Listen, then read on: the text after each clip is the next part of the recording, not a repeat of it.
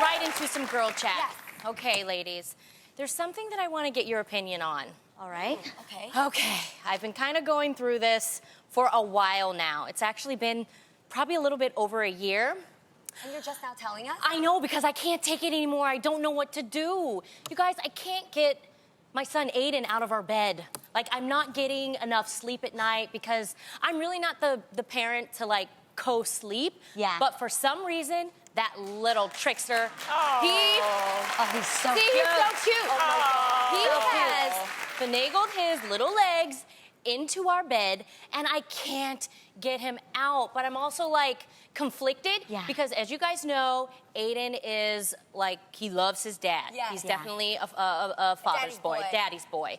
And now he's really loving me, and it feels good and nice, you know? It's good, girl. Hold on to that. I know. But the thing is I hardly ever see him when we're working because I get home, and the only time to see him is, like, when we're about to, you know, go to sleep. Yeah. So that's how he gets in my bed. But I'm like, oh, God, you guys, sleeping with a toddler is like sleeping with a drunk octopus. I get hit in the head. I get hit in the back. I just don't get sleep, but at the same time, it's just so warm and comforting. Yeah. But then my husband's like on the other side of the bed, and I miss cuddling with him. So it's like I'm conflicted. Yes. Adam or Aden? I would kick his butt out there. Shoot, I miss my husband. Okay, so you didn't actually make an intentional plan to do co-sleeping. What does he do when you tell him to go to his bed? Y'all. What? Keep it real. Aden? Oh, gosh. Aden is now, like, peeing in our bed. Oh, ew. Yes. That happens. He's only, and I think it's because he's like, wait a minute, hold up, there's change, they're kicking me out. He's trying to mark his territory. Mark his territory into our bedroom. That is so gross. That's real. No, I'm serious, you guys. This is seriously an issue for us. Well, and usually I have the answers, but I really don't know what to do. You better put some rubber sheets on. Yeah. Why is it a problem? Why is it? Because they need to spend time as a couple. She needs to get some sleep. I'm going to help you out because I live right down the street. Yeah. They say that what you should do is you should get someone else instead of you or either Adam. You should get someone else to put him to bed, so I'll come through. Really? You know, Really? a couple of days. Thank you so much. Well, thank you. I appreciate that. Let us know. I hope it helps. Oh, the things I have to look forward to. I know. Well, you're getting advice for Adrienne later. Yeah. Speaking of having kids, have you ever heard of finding a digital dad? Okay, so this sperm bank in London is offering women that chance by launching a Tinder-style mobile app that lets them swipe through prospective donor matches to find a suitable candidate to father their child. Ooh. Now, women can filter through matches based on traits like ethnicity, occupation, and even eye color. Some critics say, however, that choosing a sperm donor shouldn't be like narrowing down food delivery options, and that this actually trivializes parenthood. So I don't know. I feel like this is kind of weird because apps are the wave of the future. But I personally, I gotta be able to see that person's face. I gotta feel them. You gotta see the energy because you can't tell through an app what that energy of a father should be like. Sorry to break it to you, Jeannie. What? Yeah. That's totally a violation of that person's privacy who has donated the sperm, though. Yeah. You can't be there and hang out with them and, like, they just donated sperm. You can pick out the categories of where they filled out. I actually have a friend that went through this process. And there's websites that have actually, you can check it out if you Google sperm banks, and they actually have things that you can say, like, what ethnicity you'd like the person to be. They even have their IQ scores on there, so it's not all just superficial. Okay. I'm not mad at that. Yeah, it is IQ scoring. It is their health background, if they have any, you know, hereditary things that your child could get, they could inherit. And then another thing is, I thought it was really cool. This one specific one did essays. So you never get to meet the person if that's their privacy. And they actually have options. Some choose that at some point, at some age, the child can meet them. And some choose that they would not like that and they would just like to stay anonymous. I like the essays part because you want to make sure they smart. Okay, if you're going to put all this money, but you want to make sure. They even fill out, I don't know if you guys know this, but even your gifting and your talents can be passed down to your children. Musical ability. For sure. Those kinds of things. So they fill that out if they are athletic, if they're not athletic. And then they write these essays that are like in depth, where I think you can kind of get the feeling for who they are. I would like to get, like, if I ever was going to do this, I would look for certain qualities. I would look for the looks of Idris, the education of Barack Obama, and the eyes of Michael Ealy. That's what I would do. So That's a good one. I think it's a good thing. I think this is the wave of the future, Jeannie, and it's so many women that want to have, children, and they'll be great mothers. But like I said, if you're going to invest and do this, it hasn't worked out for you, maybe in a relationship situation. But I totally applaud women that are taking it into their own hands. If you want to be a mom, go after it, and if this is the way to do it, do it. Any means necessary, an app, a website. I guess, I feel a little safer working with somebody personally, though, because when you do an app, like, apps freeze. They crash. Like, can you imagine if something happened and you got mixed up, you picked Bob, but you got Bill? Like, what would you do? So if you work with Freddie, what would be your, you would want to meet the person and all that kind of stuff? Yeah, if I weren't with Freddie, I would And you wanted children. Yes, because I'm still thinking about that, but I definitely would pick. Oh, see, matters of the heart are most important See, that's to me, too. too. You can learn. You can go to school. I would want to meet their family. Yes. I would want to meet the sisters. Oh, y'all asking too much.